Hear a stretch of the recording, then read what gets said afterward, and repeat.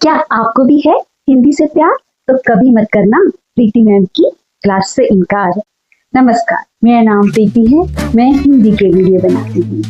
आज मैं लेकर आई हूँ अपने स्वर परिवार का सबसे पुराना सदस्य री।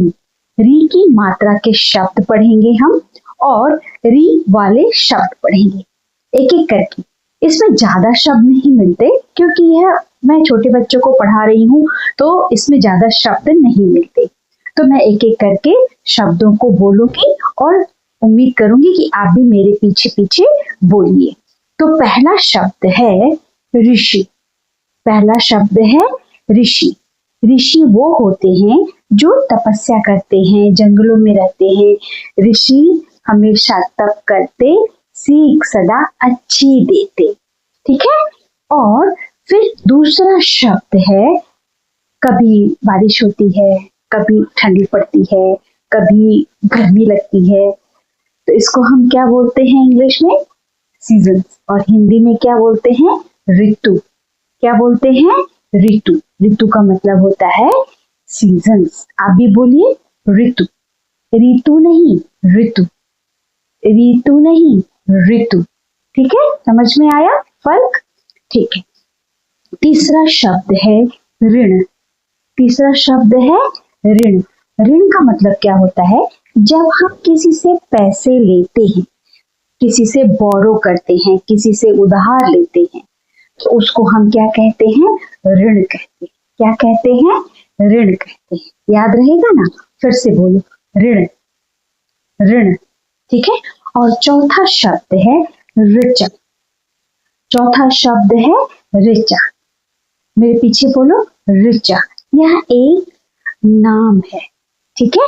तो अभी मैं आपको 4 शब्द ही सिखा रही हूँ। ठीक है। चलो अब हम देखेंगे री की मात्रा वाले शब्द और उसका मतलब जानेंगे। तो री की मात्रा वाले शब्द हैं, सबसे पहले मैं 2 वर्णों वाले शब्द बोलूंगी, फिर उसके बाद 3 वर्णों वाले शब्द बोलूंगी। ठीक है। तो पहला शब्द है मृग। मृग। फिर से बोलो, मृग। मृग नहीं, मृग। मृग का मतलब होता है हिरन, जो जंगलों में रहता है। ठीक है। और येलो कलर का होता है, उस पे छोटे छोटे डॉट होते हैं, उसकी ऐसे सींग भी होती है, उसको हम बोलते हैं हिरन। और उसका दूसरा नाम है मृग। और दूसरा शब्द है हमारा वृक्ष। वृक्ष मतलब पेड़।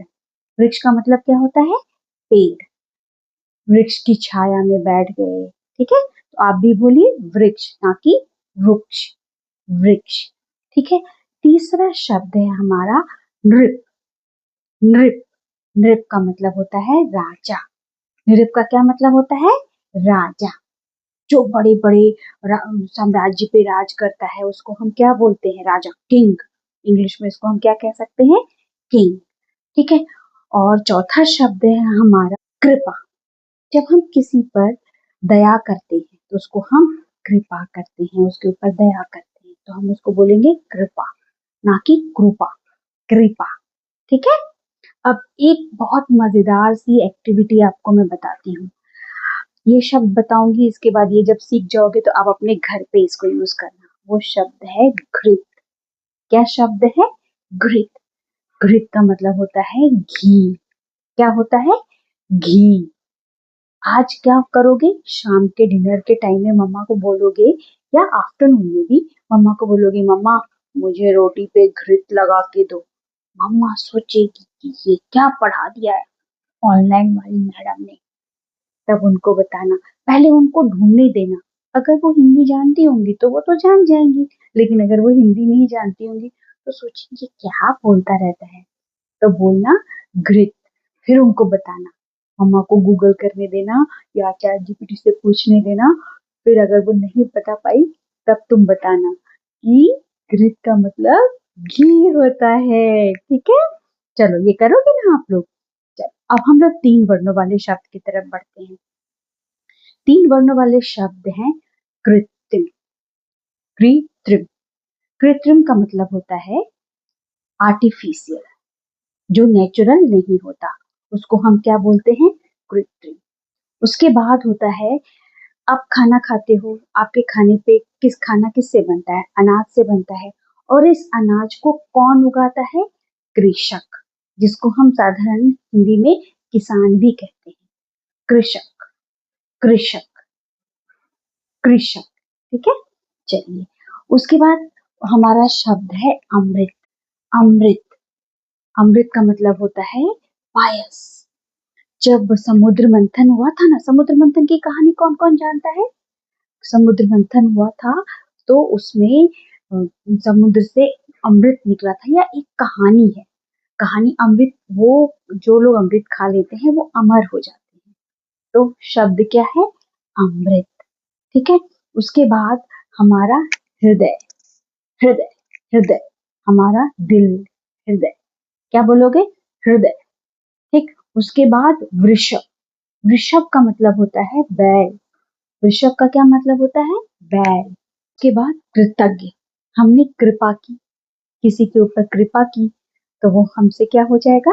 कृतज्ञ हो जाएगा। क्या हो जाएगा? कृतज्ञ हो जाएगा।